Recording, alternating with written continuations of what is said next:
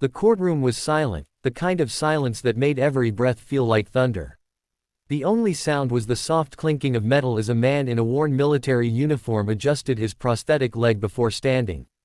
His name was Sergeant Daniel Brooks, a decorated veteran who had lost his leg in Afghanistan while saving 3 fellow soldiers. But today, he wasn't standing before a commander. He was standing before a judge, facing charges that threatened to take away the last piece of dignity he still held onto, his home. Daniel's eyes were weary, yet proud. The years after his military service had been cruel. After returning from deployment, he found himself fighting new battles, against PTSD, unemployment, and a system that seemed to have forgotten him. When medical bills piled up and his wife left, Daniel's home, the one he'd built with his bare hands, fell into foreclosure. He tried to appeal, but the bank's lawyers were ruthless. So now, in this small-town courtroom, his future rested in the hands of Judge Rebecca Hayes, a woman known for her strictness and unbending sense of justice. The prosecutor stood first. "Your Honor," he began coldly, "this man has failed to make his mortgage payments for over a year. The bank seeks repossession of the property immediately." Rebecca nodded, flipping through the file. "And Mr. Brooks," she said softly, "you have no legal counsel representing you." Daniel shook his head. "No, ma'am, I couldn't afford one. But I have my papers here, my VA records, my discharge documents, and the payment plan I tried to set up." He spoke calmly, but every word trembled with exhaustion.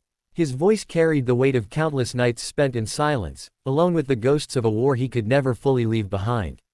The judge skimmed through the papers. Something about Daniel made her pause, not pity, but respect.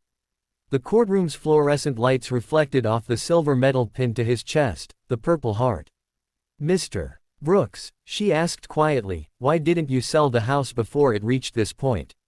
Daniel took a deep breath. "Because, Your Honor, that house was my promise. I told my men, if I made it home alive, I'd build a place where they'd always be welcome, a place for any soldier who had nowhere else to go.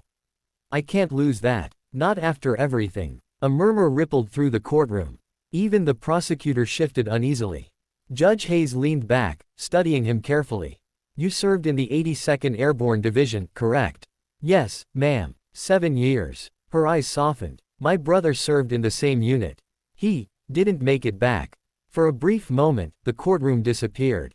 It was no longer about laws or loans. It was about 2 people bound by the quiet, unseen scars of war. After several tense minutes, the judge spoke again. "Mr. Brooks, I'm going to do something unconventional. Please step forward." Daniel hesitated, using his cane to make his way toward the bench. His prosthetic leg clicked softly against the floor. "Sergeant Brooks," Judge Hayes continued, her tone formal yet trembling with emotion, "before I make my ruling, I have one request. Would you stand at attention for me, as you once did for your country?"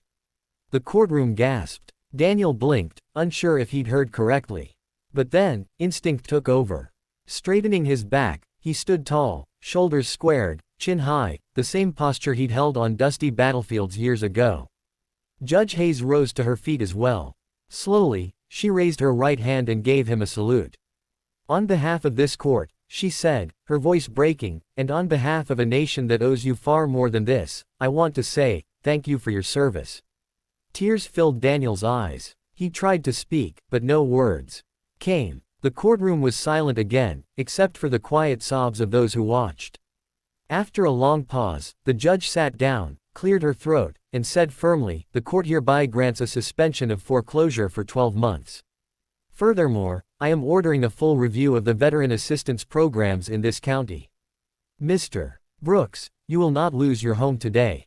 Not while I sit on this bench."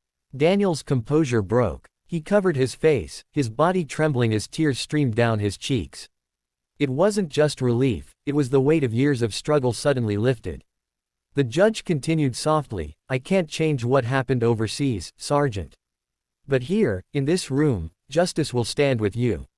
The prosecutor said nothing. Even he lowered his eyes in quiet respect. As Daniel left the courtroom that day, the crowd stood and clapped. Some saluted. Others whispered, "Thank you." But for the first time in years, Daniel didn't feel like a burden. He felt like a soldier again, a man whose sacrifices finally meant something. Outside, He looked up at the sky and smiled. Maybe, he whispered, the war's finally over. But it wasn't just a victory for him, it was a reminder for everyone who witnessed that moment, that true justice isn't found only in laws or verdicts, but in the humanity that lives behind the bench. And for Judge Hayes, that day changed everything. From then on, she started a special Veterans Assistance Division in her court, one that ensured no soldier would ever stand alone again. As for Daniel, he rebuilt his life. The house that once symbolized loss became a beacon of hope for countless others. A small wooden sign still stands in front of it today, carved by his own hands.